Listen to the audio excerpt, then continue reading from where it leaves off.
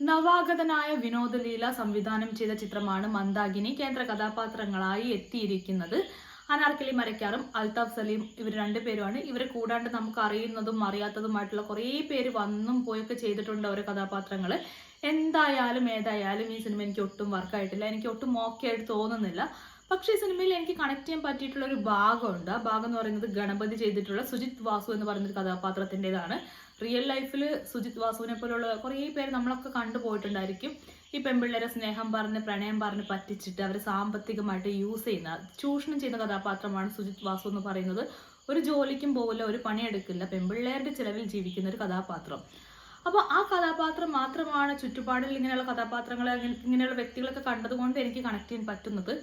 അതിനപ്പുറത്തേക്ക് സിനിമയുടെ പ്ലോട്ട് പറയുകയാണെങ്കിൽ എന്നെ സംബന്ധിച്ചിടത്തോളം എനിക്ക് ഒരു തരത്തിലും ഉൾക്കൊള്ളാൻ പോലും പറ്റാത്തൊരു പ്ലോട്ടാണ് ഈ സിനിമയുടേത്. ഈ കാലഘട്ടത്തിൽ നിന്നിട്ട് ഈ കാലഘട്ടത്തിന്റെ കഥ പറയുന്ന ഒരു സിനിമ എന്നുള്ള നിലയ്ക്ക് എനിക്ക് ഈ പ്ലോട്ട് ഉൾക്കൊള്ളാൻ പറ്റില്ല. വിവാഹത്തിന് മുൻപ് പെൺകുട്ടിക്ക് പ്രണയം വരുന്നു. അമ്പിളി എന്ന് പറയുന്ന നായിക വിവാഹത്തിന്റെ അന്ന് രാത്രി, വിവാഹം കഴിഞ്ഞ അന്നത്തെ ആദ്യ രാത്രി ആ പ്രണയത്തെക്കുറിച്ച് നായകൻ അറിയുന്നു, നായകന്റെ വീട്ടുകാരറിയുന്നു. അവരത് ഭയങ്കര പ്രശ്നമൊക്കെയാണ്. എന്തപ്പോ വിവാഹത്തിന് മുമ്പ് പ്രണയം ഉണ്ടായ കുഴപ്പം? അതൊക്കെ എല്ലാവർക്കും ഉണ്ടാകുന്ന കാര്യമില്ല. ഇന്നത്തെ കാലത്ത് ആർക്കാണതില്ലാത്തത്? 1, 2, 8, 10 പ്രണയം വരെ ഉണ്ടാവും. എന്തായാലും ഈ ഒരു പ്രണയം പറഞ്ഞാണ് ഇവർ പ്രശ്നമാക്കുന്നത്. ഞാൻ ആ പ്രണയത്തിന്റെ പേരിലുള്ള സംഭവ വികാസങ്ങളൊക്കെയാണ് സിനിമ പറയുന്നത്. എനിക്കാണെങ്കിൽ ആ കോൺസെപ്റ്റ് ഒട്ടും ചിന്തിക്കാൻ പോലും പറ്റുന്നില്ല എന്നെ സംബന്ധിച്ചിടത്തോളം. ആ ഒരു പ്ലോട്ട് തന്നെയാണ് എന്നെ സംബന്ധിച്ചിടത്തോളം മെയിൻ ആയിട്ടുള്ള ഒരു പ്രശ്നം എന്ന് പറയുന്നത്. രണ്ടാമത്തെ പ്രശ്നം നായികയായിട്ടുള്ള അനാർക്കലി മരക്കാറാണ്. സാധാരണ നായകനെയും നായികയെയും സംബന്ധിച്ചിടത്തോളം അല്ല, സിനിമയിൽ അഭിനയിക്കുന്ന എല്ലാവരുടെയും ഒരു പ്രത്യേകതയാണ് ഓരോ സിനിമ കഴിയുന്നതോറും അവരിങ്ങനെ അഭിനയത്തിൽ ഒരുപാട് മെച്ചപ്പെട്ടുകൊണ്ടേയിരിക്കും. പക്ഷെ ഇവിടെ അനാർക്കലിക്ക് ഒരു മാറ്റമില്ല. പുള്ളിക്കാരി ലാസ്റ്റ് സിനിമയിൽ എന്താണോ ചെയ്തത് അതുപോലെ തന്നെ. പുള്ളിക്കാരിക്ക് ഭംഗിയായിട്ട് ചിരിക്കാനറിയാം. നല്ല ഭംഗിയാണ് അവർ ചിരിക്കുന്നത്. റിയൽ ലൈഫിലാണേലും സിനിമയിലാണേലും ഓരോ ഫ്രെയിമിനകത്ത് അവർ ഭംഗിയായി വന്ന് ചിരിച്ച് നിൽക്കുന്നുണ്ട്. പക്ഷെ ഡയലോഗ് കൊടുത്താൽ, അഭിനയിക്കാൻ കൊടുത്താൽ അവരുടെ കയ്യിൽ അത് നിൽക്കുന്നില്ല, അവരെ കൊണ്ട് കഴിയുന്നില്ല. പ്രത്യേകിച്ചും ഈ ഒരു കഥാപാത്രം മന്ദാകിനിയിലെ അമ്പിളി എന്ന് പറയുന്ന കഥാപാത്രം ആൽക്കഹോളിക് അല്ല, പക്ഷെ ഒരു ഘട്ടത്തിൽ ആൽക്കഹോൾ യൂസ് ചെയ്യേണ്ടി വരുന്നു, അതും ഹൈ ആവുന്നു. പിന്നെ അവർക്ക് സ്വബോധമില്ലാത്ത അവസ്ഥയാണ്. പക്ഷെ ഇതൊന്നും നമ്മുടെ അനാർക്കലിയെ കൊണ്ട് കൂട്ടിയാൽ കൂടാത്ത അവസ്ഥയാണ്. പുള്ളിക്കാരി കഷ്ടപ്പെടുന്നുണ്ട്, പക്ഷെ ഓരോ സെക്കൻഡ് കഴിയും തോറും ഇതിങ്ങനെ പാളി വരുവാണ്. ഏതൊക്കെയോ സമയത്ത് സ്വബോധമില്ലാത്ത അമ്പിളി ഭയങ്കര ബോധത്തോടു കൂടി നിൽക്കുന്ന കാഴ്ചയാണ് കാണുന്നത്. അപ്പം അത് എനിക്ക് അനാർക്കലിയുടെ അഭിനയം കണ്ടപ്പോൾ എനിക്കത് ഈ ക്യാരക്ടറിന് പറ്റിയ ഒരാളല്ല അനാർക്കലി എന്നാണ് എനിക്ക് തോന്നിയിട്ടുള്ളത്. പിന്നെ അതുപോലെ തന്നെയാണ് അൽതാഫ് സലീം. പുള്ളിയുടെ കയ്യിൽ നിന്ന് നമ്മൾ എന്താണോ എക്സ്പെക്ട് ചെയ്യുന്നത് അത് പുള്ളി തന്നിരിക്കും. അതിൽ കൂടുതൽ തരാൻ പുള്ളിക്ക് കഴിയില്ല. പുള്ളി എല്ലാ സിനിമകളിലും തരുന്ന ആ ഒരു സംഭവം, ഒരു ഔട്ട് ഉണ്ട്, അത് തന്നെയാണ് ഇതിലുള്ളത്. ഇതിൽ കൂടുതലൊന്നും നമ്മൾ പ്രതീക്ഷിക്കേണ്ട.